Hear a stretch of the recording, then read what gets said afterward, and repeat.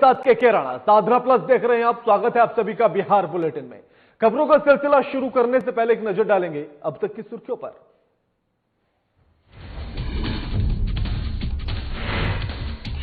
Lockdown की वजह से बेरोजगार लोगों को रोजगार देने की कवायद में जुटी सरकार। प्रवासी मजदूरों को कराया जा रहा स्किल सर्वे। सूचना एवं जनसंपर्क विभाग के सचिव ने मीडिया को दी जानकारी। बिहार सरकार के दावों की खुली पोल। कोटा से लौटे छात्रों ने सरकार की खोली पोल। कहा खाने पीने की व्यवस्था के साथ साथ सोशल डिस्टेंसिंग का भी नहीं रखा गया ख्याल। प्रवासी मजदूरों की घर वापसी का सिलसिला जारी। लॉकडाउन में गुजरात में फंसे प्रवासी मजदूर पहुंचे गया। किराया वसूले जाने से मजदूरों ने जताई नाराजगी। सरकार से की किराया वापसी की मांग। बिहार में लगातार बढ़ रही कोरोना मरीजों की संख्या। शिवहर के गढ़वा में 10 वर्षीय बच्चे में निकला कोरोना पॉजिटिव। जिले में कोरोना मरीजों की संख्या हुई 3।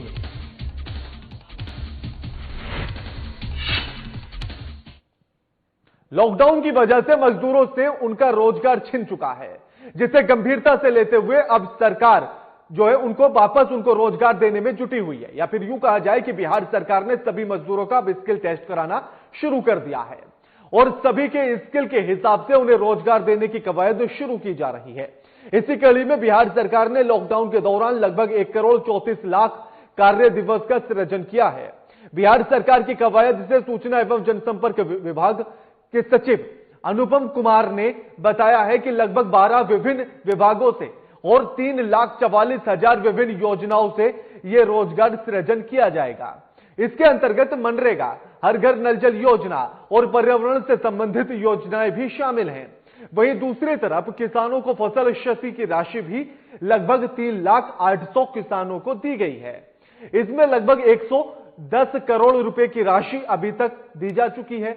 बिहार सरकार कोरोना संकट में लगभग 4,000 से ज्यादा क्वारंटीन सेंटर चला रही है, जिसमें लगभग 30,000 लोग आवासित हैं। वहीं दूसरी ओर बाहर से आ रहे लोगों के बारे में जानकारी देते हुए अनुपम कुमार ने बताया है कि 7 मई को 24 से ट्रेनें पहुंचने वाली हैं और 8 मई को 20 से ट्रेनें आने वाली हैं। इन ट्रेनों से हजारों की संख्या में दूसरे राज्य में फंसे हुए छात्र और मजदूर बिहार वापस लौट रहे हैं। विभिन्न शहरों में दिहाड़ी मजदूर, ठेला वेंडर, रिक्शा चालक, इस तरह के जरूरतमंद व्यक्ति जो भी फंसे हुए हैं उनके लिए 186 रिपोर्टिंग डेट तक चल रहे हैं और उसमें लगभग 65,788 इतने लोग उससे लाभान्वित हो रहे हैं। मुख्यमंत्री विशेष सहायता जो दी जा रही है वो जैसा मैंने बताया 19,46,000 लोगों को ये राशि अभी तक उनके खाते में एक्चुअली ट्रांसफर की जा चुकी है। यानी हम लोगों का, सरकार का पूरा ध्यान है इस बात पे कि जो लोग आ रहे हैं या जो लॉकडाउन के कारण काम रुका हुआ है उसमें लोगों को रोजगार मिलता रहे, समस्या नहीं हो। तो माननीय मुख्यमंत्री के स्तर पर इस पर बहुत ध्यान दिया जा रहा है, फोकस किया जा रहा है। कुल योजनाएं लगभग जो इस पीरियड में कुछ पहले से चालू थी जो बंद हो गई फिर चालू की गई, तो जो फंक्शनल योजनाएं कुल हैं वो 3,44,000 के आसपास हैं और उनमें 1,34,00,000 से अधिक के मैंडेट्स का क्रिएशन हुआ है। तो इससे स्पष्ट होता है कि रोजगार सृजन पे भी सरकार का पूरा। इस खबर पर पटना से हमारे वरिष्ठ संवाददाता अजय कुमार फोन लाइन पर जुड़ गए हैं। अजय, लॉकडाउन और कोरोना की वजह से रोजगार पहले ही खत्म हो चुका है। जो लोग बाहर दूसरे राज्यों में कमा रहे थे वो भी वापस अब बिहार आ रहे हैं। आखिर एक सरकार के लिए बड़ी चुनौती तो है कि आखिर कैसे रोजगार और भोजन का प्रबंध किया जाएगा उन लोगों के लिए। जी बिल्कुल, अगर आप देखें भोजन तो चलिए बहुत बड़ी समस्या इसलिए भी नहीं है क्योंकि जो है हमारा जो अर्थव्यवस्था है वो कृषि पर आधारित है और इसके अलावा सरकार जो है राशन के माध्यम से और बाकी सब चीजों के माध्यम से लोगों को कच्चा जो राशन बोलते हैं वो भी उपलब्ध करा रही है। लेकिन सबसे बड़ी समस्या अभी जो आने वाली है वो अर्थव्यवस्था की सुस्ती को लेकर के है, जो है वो रोजगार का है। एक तो पहले बिहार में रोजगार को लेकर के ऐसे भी बहुत राजनीति होती रही है, बहुत ही हल्को हंगामा होता रहा है। लेकिन अब जो बाहर से जो आ रहे हैं लगभग, जो अगर आप बिहार सरकार के ऑफिशियल डाटा की बात करें तो लगभग बिहार से बाहर बिहार के 27 लाख लोग जो हैं वो बाहर हैं, जो निश्चित रूप से रोजी रोटी और अपने कैरियर के उत्थान के लिए बाहर गए थे। अब वो वापस लौटना चाहते हैं। अगर आप इसी से अंदाजा लगा लीजिए कि अगर इसका सिर्फ 25% ही यहाँ लौट के आता है ह्यूमन फोर्स, जो यहाँ पे, तो उनको रोजगार चाहिए होगा, जो सरकार के लिए एक बड़ी चुनौती है। इसके अलावा जो यहाँ ऑलरेडी बेरोजगारी है उसको लेकर के भी सरकार जो है उसके लिए चुनौती कम नहीं आंक रही है।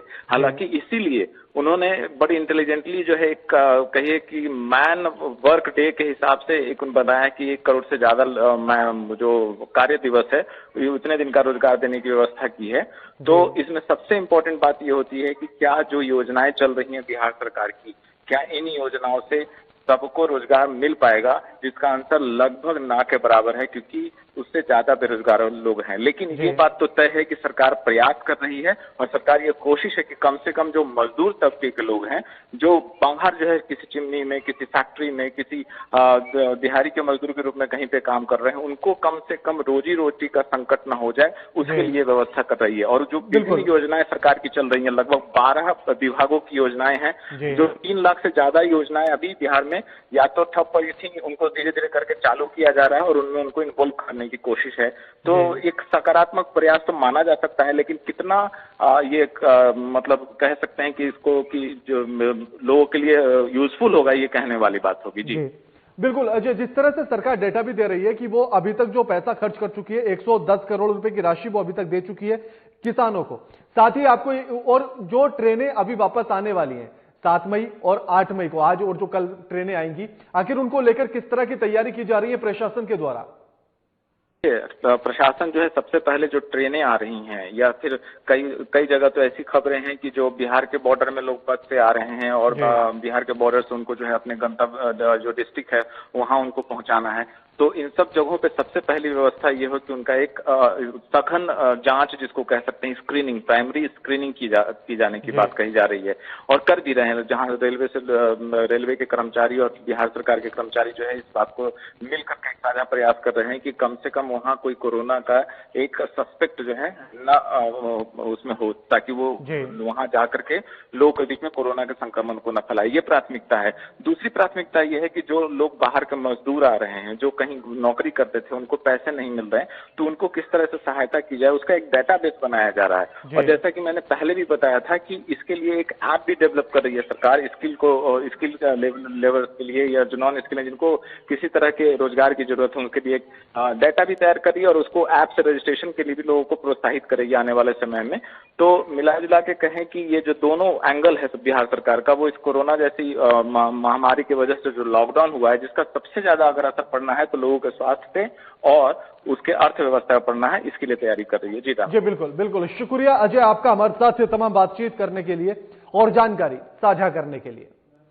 लॉकडाउन की वजह से बाहर फंसे प्रवासियों और छात्रों को सुशासन बाबू की सरकार पूरी व्यवस्था के साथ बिहार और उन्हें उनकी मंजिल तक यानी कि उनके घर तक पहुंचाने का दावा करते हुए थक नहीं रही है। लेकिन हकीकत इसके बिल्कुल विपरीत है। सरकार के किए जा रहे इन दावों में कितनी सच्चाई है, आप खुद ही देख लीजिए हमारी इस खास रिपोर्ट में।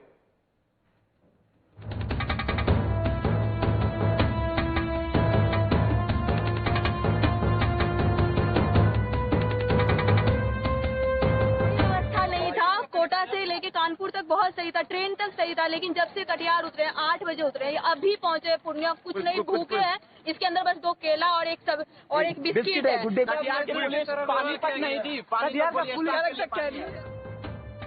नीतीश अंकल, हम सभी छात्र छात्राओं को आपसे बहुत उम्मीदें थी। कोटा से की गई विदाई का कोई जवाब नहीं, लेकिन बिहार पहुंचने पर तो आपने हम बच्चों को कुली ही बना दिया। खाना तो दूर, ट्रेन से कटिहार स्टेशन उतरने पर पानी तक की व्यवस्था नहीं दी गई। आधा किलोमीटर सामान उठाकर पैदल चलने पर मजबूर कर दिया। इतना ही नहीं, संक्रमण से बचाने के लिए सोशल डिस्टेंसिंग का भी अनुपालन नहीं किया गया। ये हम नहीं, कोटा से लौटे सैकड़ों छात्र छात्राओं की जुबानी है।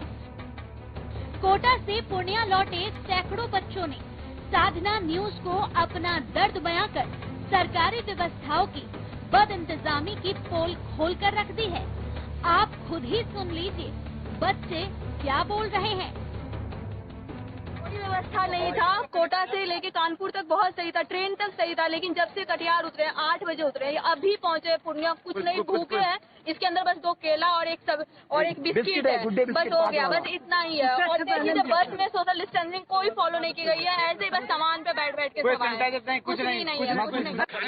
कटिहार का पुलिस पानी तक नहीं दी, पुलिस कैदियों जैसा व्यवहार किया जा रहा है, पूरा कैदियों जैसा। कटिहार का वहाँ पे प्रशासन पानी तक नहीं दी, बोले कि ये स्टाफ पानी नहीं मिला वहाँ से। देखिए कोई सुविधा नहीं थी और हम लोग बस मतलब जो स्टेशन पहुंची है ट्रेन, वहाँ से हम लोग लगभग आधा किलोमीटर के आसपास खुद से बैग ना कोई कुली की व्यवस्था थी और हम लोग खुद से लेके आना पड़ा। और बहुत हमारे हाथ देखिए बहुत बिल्कुल चल गए हैं,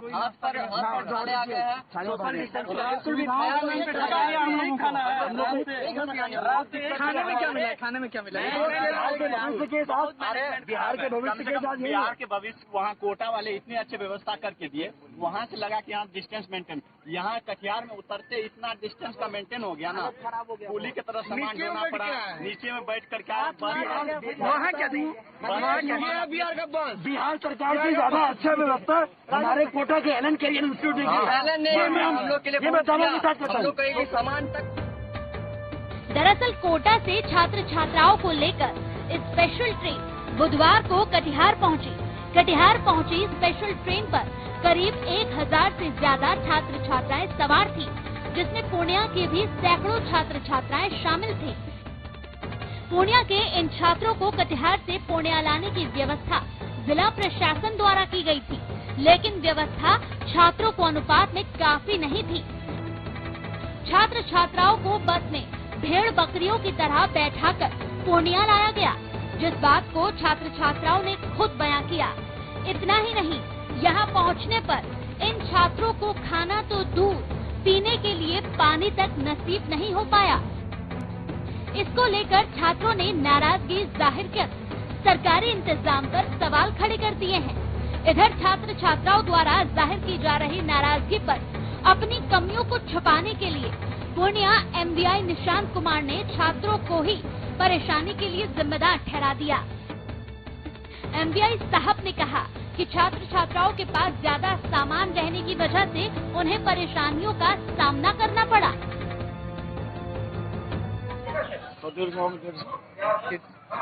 यानी कि आपकी तरफ से पुख्ता व्यवस्था की गई प्रशासन, व्यवस्था के सामान उनके पास काफी है, इस कारण से परेशानी। और उनके पास कोई मेल मेंबर नहीं है जो सामान को ऊपर रखे, सामान उनके सीट पे ही है, ये कर सकते। बहरहाल जो भी हो, लेकिन इन छात्रों की नाराजगी और सुनाई गई आपबीती से इतना तो साफ हो गया है कि सरकार और सरकारी इंतजाम के जो दावे किए जाते हैं उनमें कितनी सच्चाई है। अब प्रवासी मजदूरों के लिए भी ट्रेन आ रही है। जब देश का भविष्य इतनी परेशानी झेल रहा है, तो बाहर से आ रहे उन मजदूरों की क्या स्थिति होगी, इसका अंदाजा आप लगा सकते हैं। साधना न्यूज के लिए पूर्णिया से रौनक कुमार की रिपोर्ट। इस खबर पर पूर्णिया से हमारे bureau chief Raunak Kumar phone line पर जुड़ गए हैं। रौनक, सरकार तमाम दावे कर रही है, लाखों के करोड़ों के बजट बनाए जा रहे हैं, उसके बाद भी तस्वीरें ऐसे निकलकर सामने आ रही है कि बच्चों को खाने पीने तक की व्यवस्था नहीं हो पा रही है, सोशल डिस्टेंस की धज्जियां उड़ाई जा रही है। जी के आपको बता दें कि ये तस्वीर जो हम हकीकत तस्वीर दिखा रहे हैं, इसमें सच्चाई इसलिए है क्योंकि ये हम नहीं कह रहे, ये बच्चे कह रहे हैं जी। और सरकार के जो दावे हैं वो दावे सिर्फ कागजों पर दिखाई दे रहे हैं, क्योंकि सरकार के जो अधिकारी हैं, आला अधिकारी हैं, वो वहां मौजूद नहीं होते हैं। मौजूद इसलिए नहीं होते हैं कि वो जब एक प्लेटफॉर्म पर ट्रेन लगती है तो व्यवस्था, सबसे पहली बात है कि बच्चे आ रहे थे, ऐसा नहीं था कि वो मजदूर थे या किसी तबके के लोग थे जो ऐसे ही आ रहे थे, कोटा से बच्चे आ रहे थे और इस चीज की पहले जानकारी मिल चुकी थी। तो अब बात रही कि इन बच्चों को परेशानी क्यों हुई। बच्चों को परेशानी का सबसे मेन कारण था कि यहाँ के जो अधिकारी मौजूद थे वहाँ बस से कम थी और बच्चे अपने लगेज के साथ आ रहे थे। तो इन चीजों की जानकारी प्रशासन को पहले होनी चाहिए थी कि जब बच्चे आ रहे हैं तो उनके साथ लगेज होगी। और प्रशासनिक व्यवस्था की जहां तक बात करें हम, तो यहाँ अभी जो स्थिति है, आज भी प्रवासी मजदूरों को लेकर ट्रेन आने वाली है, अभी पहुंची नहीं है, सुबह ही पहुंचने वाली थी। तो उन प्रवासी मजदूरों को भी इसी तरीके से आज आपने सुना होगा कि बच्चे कह रहे थे कि उस बस में जिस बस में वो सवार होकर के कटिहार से पूर्णिया पहुंचे थे, वो सुबह 8 बजे कटिहार स्टेशन पहुंचे और 8 बजे से यहाँ पहुंचने में उन्हें 2 बज गया। तो कटिहार से पूर्णिया की दूरी है 26 किलोमीटर और 26 किलोमीटर की दूरी तय करने में 4 से 5 घंटे के समय उन छात्रों को लगे जो कोटा से कटिहार पहुंचे हुए थे। और उसके बाद एक ही बस में उनके लगेज को भी अंदर डाला गया, बच्चों को भी अंदर डाला गया। इससे हुआ यूं कि सीटें कम होने की वजह से बच्चे नीचे बैठ कर आए। जो बच्चे आपने सुना होगा कि वो अपने जुबान से इस चीज को कह रहे थे कि हमें नीचे बिठा कर लाया गया। ऐसे में सवाल रौनक यही उठता है कि आखिर वो अधिकारी कर क्या रहे हैं जिनके कंधों पर यह जिम्मेदारी है, जो खुद कह रहे हैं कि सोशल डिस्टेंस का पालन किया जाए और खुद ही धज्जियां उड़वा रहे हैं इस तरह से। नहीं, जब कटिहार से बस पूर्णिया पहुंची थी तो पूर्णिया में जो आधिकारिक तौर पर जो व्यवस्था होनी चाहिए थी फिर यहाँ किया गया। कटिहार से जो बसें यहाँ पहुंची बच्चों को लेकर के, सबसे अमूमन बात ये थी कि वहाँ ये अंदाजा नहीं था कि बच्चे कितने हैं। ये जानकारी प्रशासनिक अधिकारी के पास नहीं थी कि बच्चों की संख्या और उनके साथ सामान भी है, ये जानकारी शायद प्रशासन के पास नहीं थी। इसके कारण ये बिल्कुल शुक्रिया रौनक आपका हमारे साथ ये तमाम बातचीत करने के लिए और जानकारी साझा करने के लिए। एक छोटे से ब्रेक के लिए रुकेंगे, जल्द हाजिर होते हैं।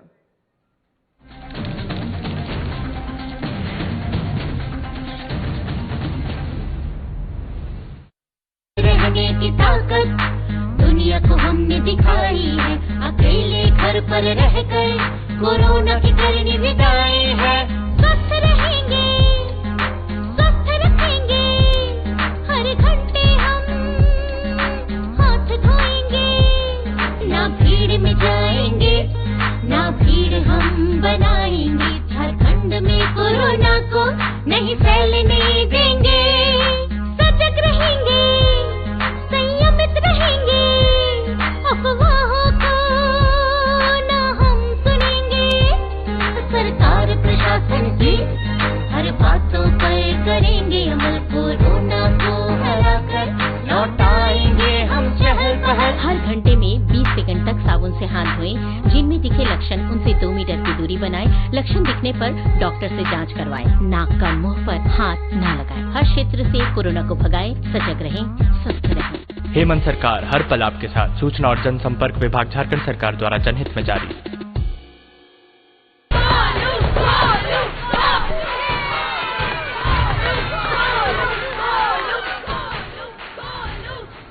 बैटिंग तो अर्जुन कर रहा है, तो सब गोलू के लिए क्यों चीयर कर रहे हैं? वो तो घर पर बैठा है। अरे तुम्हें नहीं पता, वो इसलिए नहीं आया ताकि हमें इन्फेक्शन ना हो। नोवेल कोरोना वायरस बीमारी को फैलने से रोका जा सकता है। बुखार के साथ खांसी और छींक होने पर सार्वजनिक जगहों से दूर रहकर इसे फैलने से रोक सकते हैं। अपनी सुरक्षा के लिए हमारी मदद करें। अगर आपको खांसी, बुखार या सांस लेने में तकलीफ हो तो तुरंत नजदीकी स्वास्थ्य केंद्र जाएं या हेल्पलाइन नंबर 911123978046 पर संपर्क करें। प्रिय झारखंड वासियों, जोहार। आपको मालूम है हमारे राज्य में लॉकडाउन है और पूरे देश में भी लॉकडाउन है। आज पूरा देश और राज्य एक विकराल संक्रमण से गुजर रहा है। कोरोना वायरस की एक बीमारी फैल रही है, महामारी फैल रही है और इससे बचाव के लिए ही हमने राज्य के अंदर में भी लॉकडाउन का आदेश दिया है।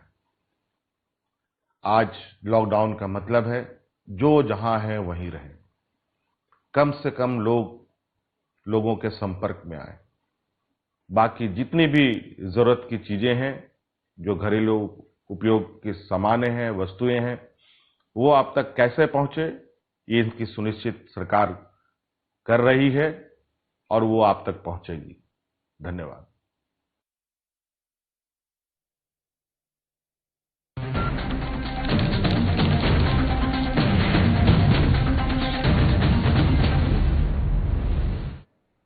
ब्रेक के बाद आप सभी का स्वागत है। कोरोना वायरस से अपडेट रहने और इसकी जानकारी के लिए सरकार ने आरोग्य सेतु ऐप को बनवाया है। साथ ही आपको बता दें कि सरकार लगातार इस एप्लीकेशन को लोगों से अपील कर रही है कि आप अपने मोबाइल में इसको इंस्टॉल कर लें ताकि आपको कोरोना से जुड़ी सभी जानकारियां मिल सकें। साथ ही आसपास के में कोरोना पॉजिटिव मरीज की पहचान भी इस ऐप के माध्यम से हो जाती है। इसी कड़ी में आपको बता दें कि बिहार कर्मनाशा बॉर्डर पर समीक्षा करने के लिए बिहार पुलिस के डीजीपी गुप्तेश्वर पांडे पहुंचे, जहां उन्होंने लोगों से आरोग्य सेतु ऐप अपने मोबाइल में डाउनलोड यानी कि इंस्टॉल करने के लिए कहा और लोगों से लॉकडाउन का पालन करने की बात भी उन्होंने कही है। हमारा काम सेवा का है।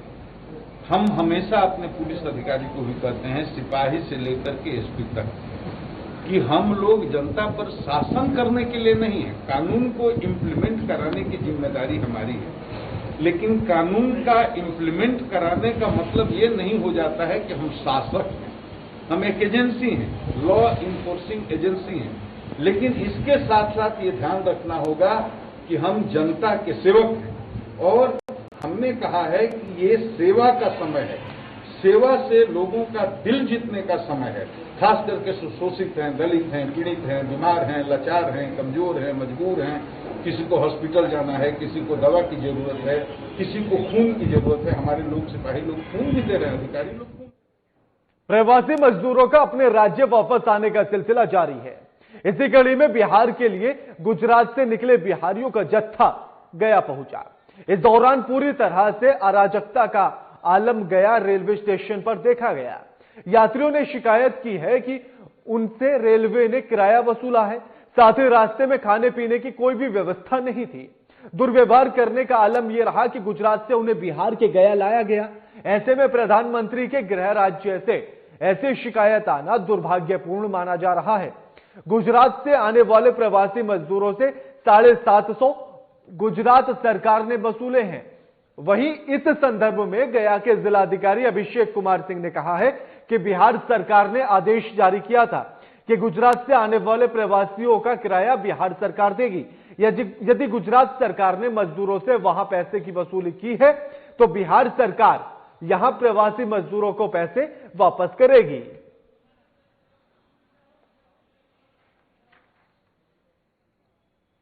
कहां से आ रहे हो? बीरानगंज से, गुजरात से बीरानगंज से। क्या करते थे वहाँ? बॉटिंग का काम करते हैं। किस चीज का? बॉटिंग का। तो यहाँ कैसे तुम पहुँचे आप लोग यहाँ? ये गाड़ी से कैसे बोला? तो कैसे आपको जानकारी मिली थी कि गाड़ी आ रही है? कि वहाँ से वार्ड और मुखिया साहब बोले कैसे फॉर्म सब भरे भेजा गया है। तो यहाँ आने के लिए क्या आपको किराया भाड़ा देना पड़ा? किराया तो 500 रुपया लिया है। 500 बस लिया और वहाँ से ट्रेन तक छोड़ा। गुजरात से अहमदाबाद बिलम गांव से। क्या करते थे वहाँ? टाटा मोटर्स में जॉब करते थे। क्या परेशानी हो रही थी वहाँ? आने का वहाँ नहीं मिल रहा था। अच्छा, सैलरी भी नहीं अभी आज तक आया हुआ है। जी।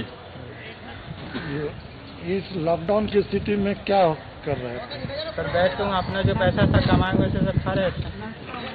आने की क्या मजबूरी हो गई? आने की मजबूरी, पैसा खत्म हो गया, कंपनी कुछ बोल ही नहीं रहा था, ना खाना दे रहा था, इसलिए आए। गुजरात से मजदूर भाइयों को लेकर आई है, करीब 1176 लोग आए हैं और सभी लोग कोरोना को जो दिए गए हैं SOP है, प्रोटोकॉल फॉलो किया जा रहा है, उनके साथ सदव्यवहार किया जा रहा है और जो भी बुनियादी सुविधाएं उनको देखकर और मेडिकल जांच करने के बाद अपने अपने घर का उपयोग करेंगे।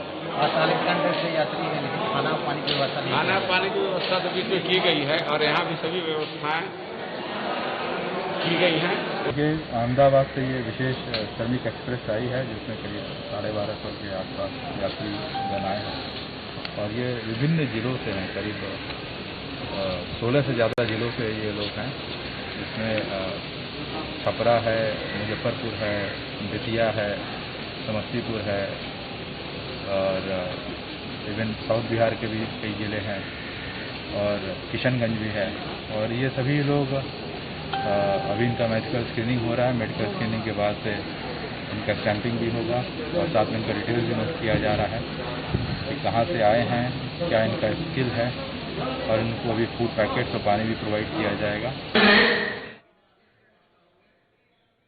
आपको बता दें कि प्रवासी मजदूरों की घर वापसी का सिलसिला लगातार जारी है। साथ ही आपको यह भी बताते चले कि गुजरात से तमाम लोग गया पहुंचे हैं, जहां रेलवे स्टेशन पर उनसे किराया भी वसूला गया है। बुलेटिन में फिलहाल इतना ही। लगातार खबरों के लिए देखते रहिए साधना प्लस। नमस्कार।